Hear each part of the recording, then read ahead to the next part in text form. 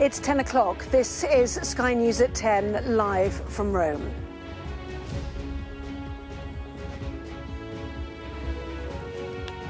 The funeral of Pope Francis will take place on Saturday morning.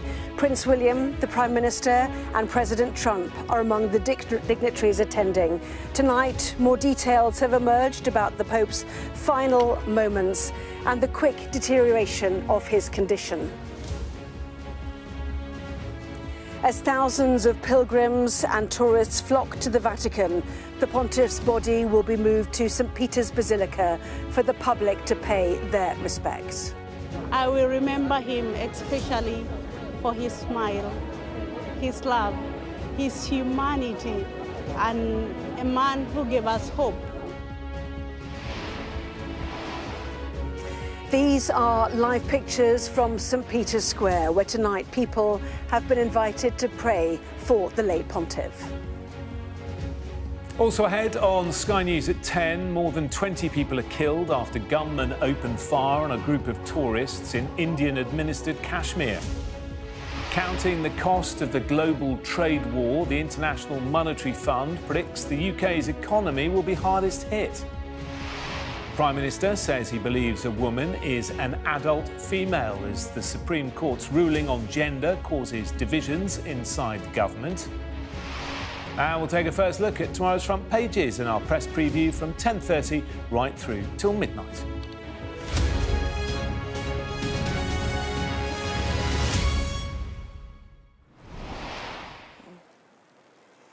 Well, hello and good evening to you from Rome. Throughout the day, thousands have arrived in Vatican City behind me to pay their respects to Pope Francis, who died yesterday morning. Officials have confirmed that the Pontiff's funeral will take place on Saturday morning. Prince William will be attending on behalf of the King, along with the Prime Minister, Sir Keir Starmer, and the US President Donald Trump. Conclave, the process to elect the next Pope, can begin from Monday, the 5th of May, following 9 days of mourning. Well, tonight more details have emerged about the Pope's final hours and the rapid deterioration in his condition. Our first report tonight comes from our Europe correspondent, Adam Parsons. For the first time in more than a decade, the Vatican awoke with no Pope to look to for guidance. Here's an absence felt by more than 1 billion Catholics. By the morning, nearly half the world's cardinals had arrived. These are the people who will decide the name of the next Pope. But their first task was to schedule Francis's funeral, and they chose Saturday morning. The crowds here growing fast. They mourn, but many also celebrate a life that inspired them. Sister Mary moved to Rome from Kenya 10 years ago. How will you remember him? I will remember him especially for his smile, his love, his humanity, and a man who gave us hope, even when we thought that everything is lost. I will remember him that way. We now know the Pope woke as normal on Monday at 6 a.m, but suffered a stroke about an hour later. A police escort was requested to get him to hospital, and it was then cancelled when it became clear that Francis could not recover. The Pope lies in state within the Vatican. His funeral service will be held here, but then he will be taken across Rome to the Basilica Santa Maria Maggiore, where he will be buried. There we met Marcela and Pablo, here from Buenos Aires, and deeply proud of their Argentinian compatriot. He worked a lot with young people, with the humble and the poor. We already knew what he was like when he was Bishop of Buenos Aires. He would travel on the metro. He didn't have a driver. He did mass in the poor areas, and he worked a lot on the issue of immigration. It was something that really concerned him. Back at the Vatican, the sun beats down and the square ever more packed. Pope Francis's decision not to be buried here at St. Peter's, but instead across town at Santa Maria Maggiore, is a break with tradition. It's not unprecedented, but it's certainly unusual. And it means that the task of organising this event, already dauntingly complex, has now become even more complicated. Prince William will represent the King. Keir Starmer will also attend. Presidents and prime ministers from America, France, Germany, and of course Italy and Argentina are all coming to Rome, and many more leaders will follow. The security operation is huge. Cars banned, a no-fly zone, and police boats on the Tiber. It is a big challenge for Mateusz Gama, the person in charge of protecting everyone and everything involved in this funeral. This is certainly something new for us, but we'll be ready for this occasion. We'll have enough personnel to ensure safety both at the Vatican and during the transfer, which is also important, and then of course at the event itself, for the burial. Pope Francis's body will be moved into St. Peter's Basilica tomorrow, when the public will be able to file past, and the crowds here will simply grow and grow.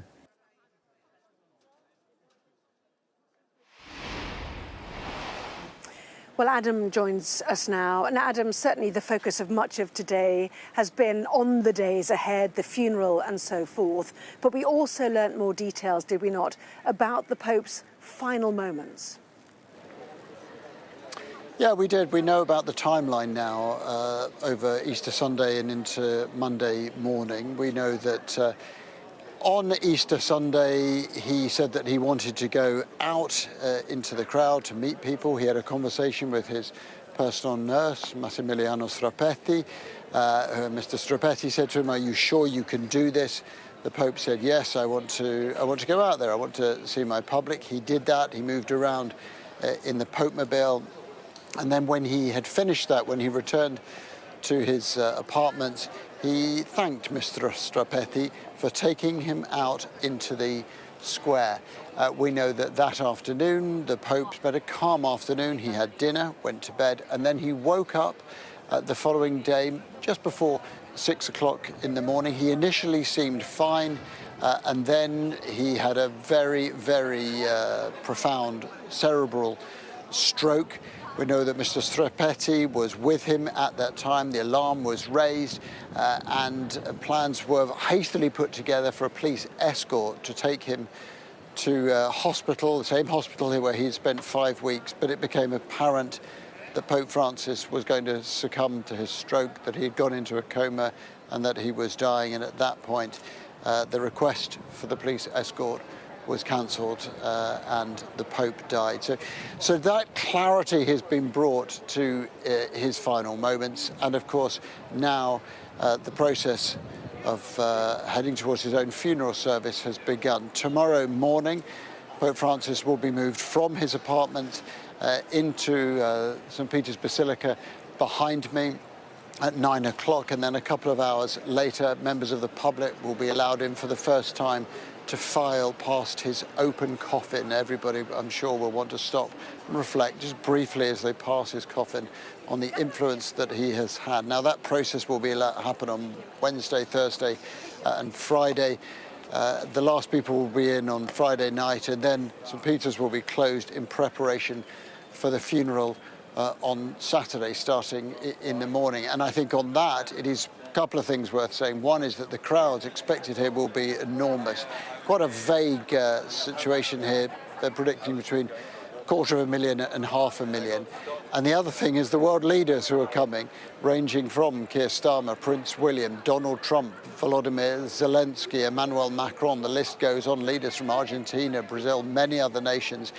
Going to be a diplomatic challenge for those in the Vatican. Who do they sit with whom? Donald Trump, for instance, had plenty of rows with people, not least Volodymyr Zelensky recently. This won't just be a religious event. It's going to be a very significant diplomatic one as well. Very interesting. Adam Parsons live there. Thank you very much indeed. Well, Pope Francis' funeral, the intention at least is to adopt a far simpler tone compared to more elaborate ceremonies of the past. Let's take a closer look at how the traditions and the rituals already underway will unfold at key sites across the Vatican City and beyond. Well, unlike previous pontiffs, Francis lived at the Casa Santa Marta He stayed here while attending the previous conclave and decided to remain upon being selected as Pope rather than move into the papal apartments. His body has been placed in an open casket in the adjoining Santa Marta Chapel. Tomorrow morning, the coffin will be transferred, as Adam was explaining, to St. Peter's Basilica via the nearby courtyards and squares and through the Arch of the Bells. The coffin carrying the late Pope will then emerge into St. Peter's Square before being taken in through the central door of the Basilica. The Pope's body will lie in state here for 3 days before his funeral at 9 a.m. on Saturday morning. In a break from tradition, the Pope requested to be buried at the Papal Basilica of Santa Maria Maggiore outside the Vatican in Rome, rather than in the Vatican crypt. It is a place that Francis had a very close connection to. Then, 9 days later, attention will return to the Vatican for the conclave, when cardinals gather in the Sistine Chapel with its famous ceiling painted by Michelangelo to vote on a new pope. Once the new pontiff is selected, white smoke will rise from the chapel's chimney and the bells of St. Peter's Basilica will ring. Well, as we've been saying, thousands have been gathering to pay their respects.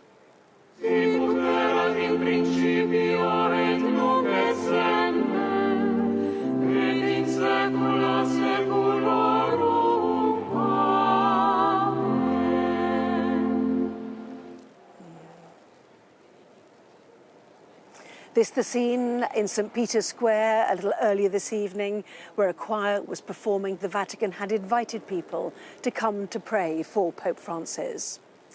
And across the world, people are mourning his death. Queues have formed outside churches and cathedrals. It seems people drawn together for comfort, to talk, to console each other. A book of condolence has been opened and a special mass held this evening at Liverpool Cathedral.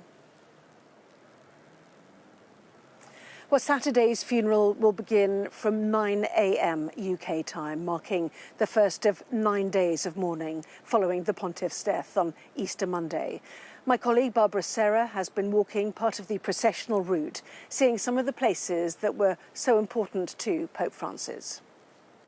For a pope who broke with tradition so often in life, it's perhaps not surprising that Pope Francis has chosen to do so in death. Most of his predecessors, most popes, are buried in the crypt underneath St. Peter's Basilica.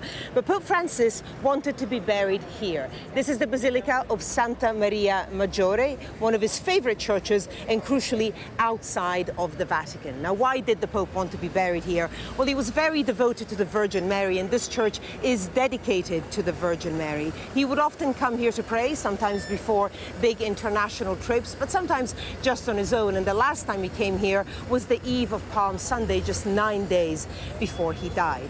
It's not unprecedented for popes to be buried here. 7 popes have been buried in this basilica. The last one was Clement IX back in 1669. But just because it's not unprecedented doesn't mean it's not going to throw up some logistical issues.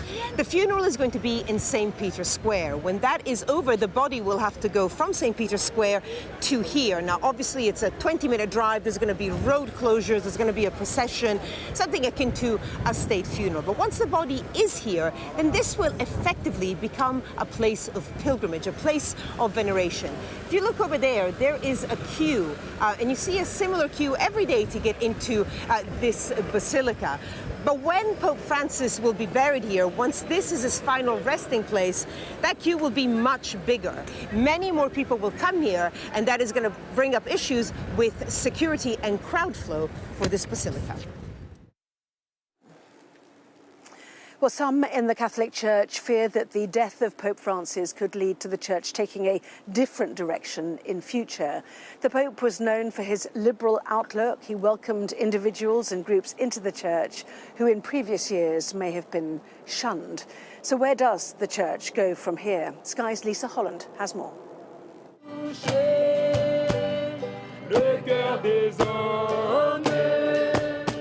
The pilgrims come now to the seat of power of the Catholic Church at a time of transition. Life goes on in the hustle and bustle of St. Peter's Square. So too does the business of the church. The meeting of Rome's cardinals, just the start of shaping the next chapter of Catholicism. The College of Cardinals has to decide whether or not they want to continue on the path of reform initiated by Pope Francis, of making the church more open to the modern world, to being more inclusive of all of its members, or to dial the clock back and to go back to a church that's more interested in sort of leading with doctrine first and what the church is against rather than what it's for. It's a special time to be at the Vatican. Those buying souvenirs give a sense of the church's massive reach. With many new Catholics coming from the Southern Hemisphere queuing to get in, there's no shortage of people wanting to connect with the church. The decisions being made here at the Vatican in the coming days will influence the growing and changing Catholic Church around the world. But what do Catholics want from their next Pope? We hope that the new Pope will continue the openness of the Church and, accomplish whatever he probably started. What direction would you like the Church to go in?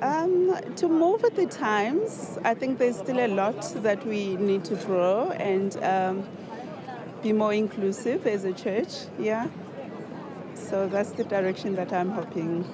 Are you confident the cardinals will elect someone who will do that? That's a tough one. I hope they do, though. I hope they do. Some in the church believe the foundations have been laid to continue in the spirit of Pope Francis. Nowadays, Pope Francois had been having many cardinals coming from all around the world. So I think the cardinals are much more representative of Catholic church because they come from all the world around. You're from Mexico. Yeah. What do Mexican people want from the next Pope? Yeah, that closeness, that openness, that testimony of faith. Yeah. And do you think the cardinals will deliver what the people want or what they want? The same. For others, it's too soon to consider a future without Francis. Sister Anugrah Minj from India works at the Vatican translating the Pope's messages into Hindi. She's just come from viewing the Pope's open casket. Looks like he's sleeping. He's sleeping. That obviously must have been a very emotional experience for you. Yes, many were in tears. I was also in tears. I cried. I could not control myself because I have seen him many times. What sort of Pope would you like to see next? That I don't know. We cannot say. From the Philippines to South Korea and across South America, Catholics around the world are in mourning and waiting to see what this transition will mean for them. Lisa Holland, Sky News, Vatican City.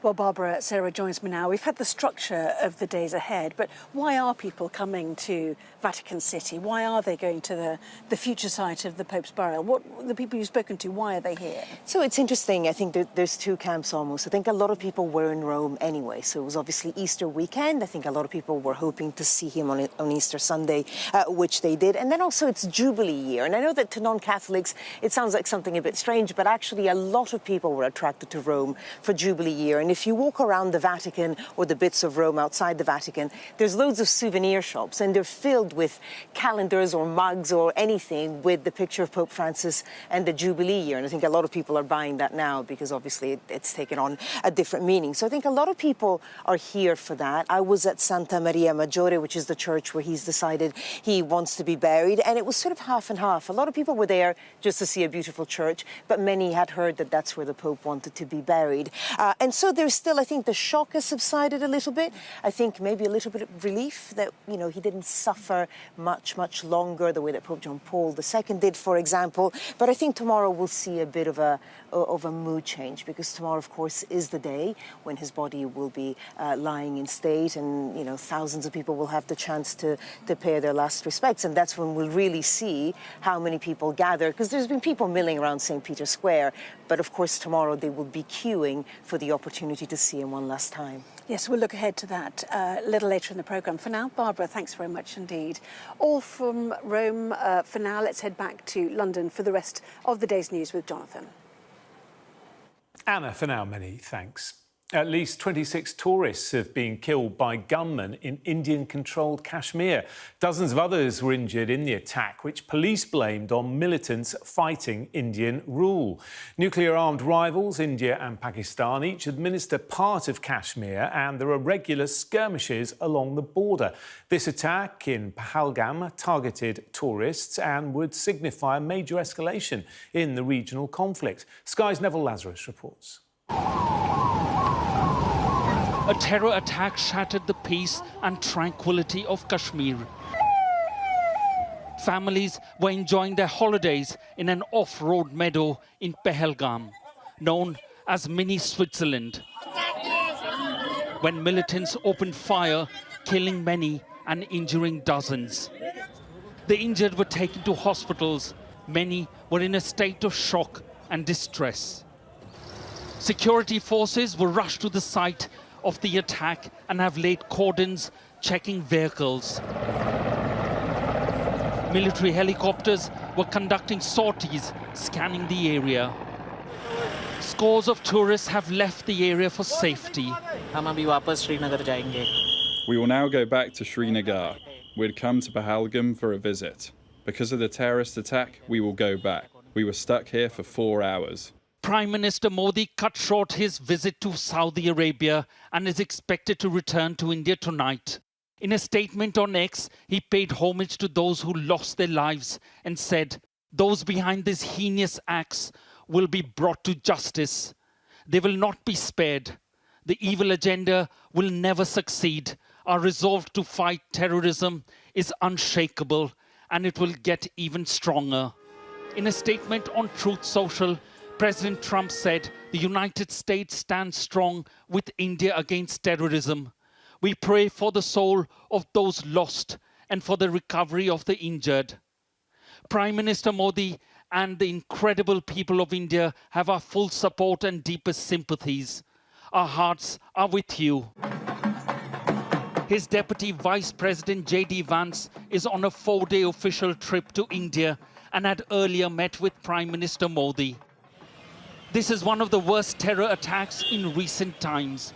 Tourists have largely been spared by militants. In 2019, an attack by a vehicle-borne suicide bomber on a military convoy killed 40 paramilitary soldiers. India blamed Pakistan for giving shelter to Islamist terrorists and conducted limited airstrikes across the border.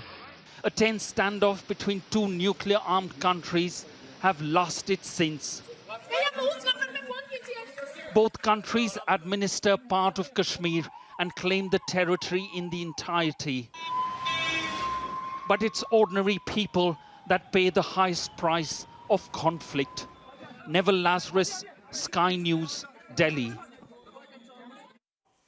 The global cost of President Trump's tariffs became clear today as growth forecasts around the world were slashed by the IMF. The British economy is set to be particularly badly hit, with a growth forecast cut by a third, in a huge blow to Chancellor Rachel Reeves, who's in Washington to pursue a trade agreement with the US. Sky's business and economics correspondent Gurpreet Narwan reports now from Washington. Spring in DC. And a rude awakening for the world's finance ministers and central bankers gathered here at the IMF to hear its latest verdict on global growth. Back in the autumn, everyone was wondering if Donald Trump could take the election. The seasons have changed. Now they're wondering how much damage he could do. The verdict from the IMF's economists is sobering. Now, while global growth remains well above recession levels, all regions are negatively impacted this year and next. Tensions will greatly impact global trade. High up on the list, the obvious victims, like the US, China and Mexico. But the UK too, which had its growth forecast slashed by a third. You've downgraded the UK's growth forecasts quite sharply and given a range of explanations, from higher tariff barriers to more domestic issues like cost of living pressures. Out of those, so the global challenges versus the domestic challenges, which one is weighing more heavily on the UK's growth forecasts? In terms of the 0.5 percentage point downward revision that we're seeing for the UK, the domestic factors are probably the biggest ones. And in particular, there is a lower carryover from weaker growth in the second half of last year. There is also some tightening of financial conditions as interest rates have risen. So the economists here at the IMF have just given their take, and it was an important reminder that the UK actually has other things to worry about beyond tariffs. Yes, they're unleashing turmoil on the global economy, but in Britain, it's actually things like rising energy bills that have the potential to cause more damage. A reminder that economies already have existing issues to deal with. In the US, recent high economic growth may insulate businesses from a full-blown recession. But inflation is an old problem, and it's about to get a lot worse. And never is that more obvious than at lunchtime. So we're in Eastern Market in Capitol Hill. It's just celebrated its 150th birthday. And while 2 centuries ago, much of the stuff here would have been grown in America, if we look around now, a lot of the stuff's actually imported. We've got some dates over there that definitely weren't grown in America. We've got dried pasta from Italy, Parma ham from Spain, and over there, some cheddar from the UK. US customers have global tastes, and some of them will begrudgingly pay the price for the stuff they value. At Canali's Deli, customers know nothing compares to the Spanish cured meats. Rosemary, who runs the business with her son, has already had to put up prices in recent years. She doesn't know how much more customers will absorb. Are you worried about the impact this is going to have on your business? How the people want to pay, maybe in this month, in 2 months, 3 months, I don't know. But in that time, businesses might put off decisions or stall investment. For the global economy, it's not just tariffs, but the uncertainty that can kill you too. Gurpreet Narwan, Sky News, Washington. Well, let's stay in Washington. Join our US correspondent, David Blevins. So, David, a gloomy economic outlook from the IMF, but some potentially positive signs from the White House today.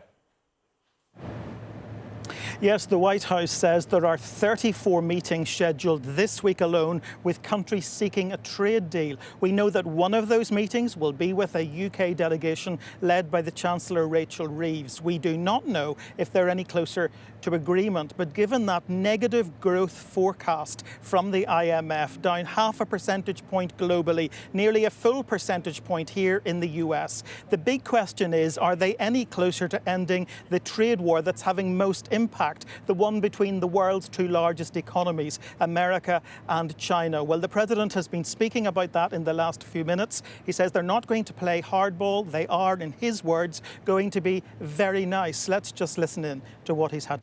We're doing fine with China. We're doing fine with I think almost every country. Everybody wants to have involvement with the United States. As you know, we were losing $5 billion a day when during the Biden administration, during that last year, was a horror show what they were doing on trade. $5 billion a day. And now we have it down to a very low number because we're getting 25% from the automobile industry, from autos. We're getting 25% for steel, 25% for aluminum, and we're getting the baseline of 10%. And think of it, we're losing almost $2 trillion on trade, and those days are gone.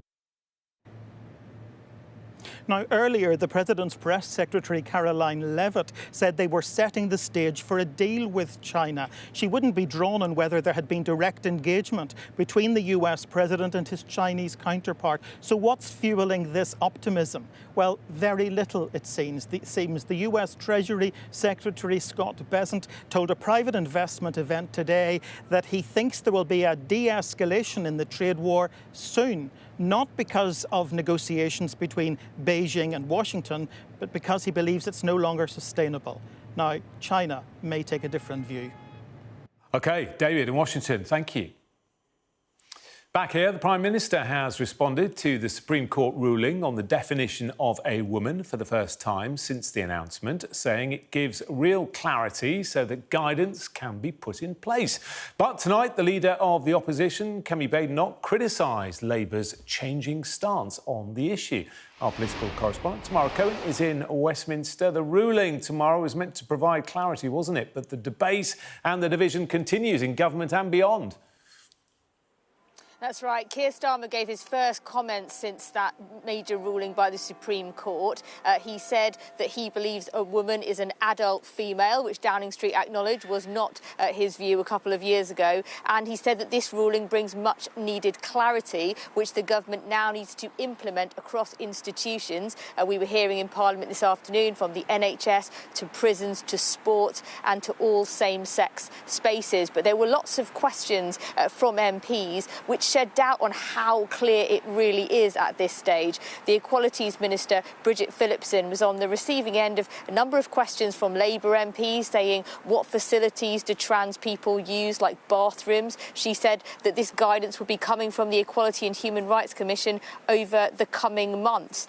Kemi Badenoch, the leader of the Conservative Party, tore into Labour, saying that Keir Starmer owed women an apology for his previous views, and saying that it was time for the government to make changes in a number of areas. While some Labour MPs welcome the Supreme Court judgment and their party's change in position, saying that they should waste no time in making sure it was implemented, having, in their view, got it wrong in the past. Others raised the fact that the trans community felt fearful and unclear on what their rights were. And while Bridget Phillipson said that this ruling would protect women and protect trans people, there were many questions about how both those things could be done together. And as this process of implementing it goes forward, I think there'll be many more battles along the way. OK, Tamara, thank you. An emergency bill to save British Steel's Scunthorpe blast furnaces became law after MPs were urgently recalled to the House of Commons during the Easter recess. It means the steel plant in Scunthorpe will continue to operate as the government decides on a long-term strategy. The government confirmed a statutory inquiry will take place to look into the deaths of Barnaby Webber, Grace O'Malley Kumar and Ian Coates. They were stabbed and killed in Nottingham by paranoid schizophrenic Valdo Calacane in 2023. And the London Eye has been lit up orange tonight to mark Stephen Lawrence Day on the anniversary of his death. 18-year-old Stephen was murdered in Eltham, south-east London in 1993 in a racially motivated attack. By lighting up the famous landmark, organisers hope to inspire more opportunities for marginalised young people in his memory. Welcome back to Rome. Tomorrow morning, Pope Francis's open casket will be moved to St. Peter's Basilica for public viewing. Barbara Serra is here with me, and there is a sense that this will bring a tonal shift as the public is invited to share in this collective grief for Pope Francis. Absolutely. I mean, you know, we're day 2? I mean, it seems strange to think that the Pope actually died yesterday. It all happened so quickly. He was in St. Peter's Square on Sunday. A lot of the people in Rome now were probably here because of him, the people that might go and see the body. So it's all happening now. At 9 o'clock tomorrow local time, the body will be moved from where he is now, the Santa Marta residence, to St. Peter's Basilica. And actually, there'll be a long time in which people can go and see it. So it's 11 until midnight tomorrow, 7 till midnight on Thursday, 7 till 7 p.m. on Friday. So quite a long time, because police are expecting 500,000 people potentially to come. It's an open casket, which may seem a little bit strange to us. And I have to say, it's not that common in Italy either, unless it's a close family member. But, you know, the Catholic Church is obviously multicultural. It spans half the globe. And so I feel that a lot of people here probably would want to see the open casket. And the other thing that's interesting and that's different about this funeral is that the funeral will take place here. But like we've been saying, he will be buried elsewhere at a church that's about 20 minutes from here. And so what you're going to have is effectively a procession after the funeral, which we haven't really had in living memory, because it's been centuries since a pope was buried in that church. And so you can have the procession, there'll be road closures, it'll be similar to a state funeral, I suppose, like we'd have in the UK. And so I think you really get people that would be able to show their appreciation for Pope Francis. It's interesting that the mood that I caught today was that people had gotten over the shock a little bit and were sort of celebrating him, but perhaps tomorrow is the day when it will really hit home. Also because it's Jubilee year, you know, a lot of people here came for that. The shops are filled with souvenirs and calendars with his face, and of course tomorrow is the day that he's lying in state. Barbara, thank you very much indeed. Well, we'll be back to show you those pictures. Obviously, it is 8 a.m. UK time, 9 a.m. local. But for now, from Rome, let's head back to Jonathan. Anna, thank you very much. And that was Sky News at 10. Coming up, we're going to take a first look at tomorrow's papers. It's the press preview, of course. And tonight I'm joined by the journalist and broadcaster Jenny Kleeman and the Times columnist and leader writer Sebastian Payne. Among the stories we'll be discussing, this story on the front of tomorrow's Guardian. Its headline, IMF blames Trump tariffs for major negative shock to the world economy. We'll be right back after this short break.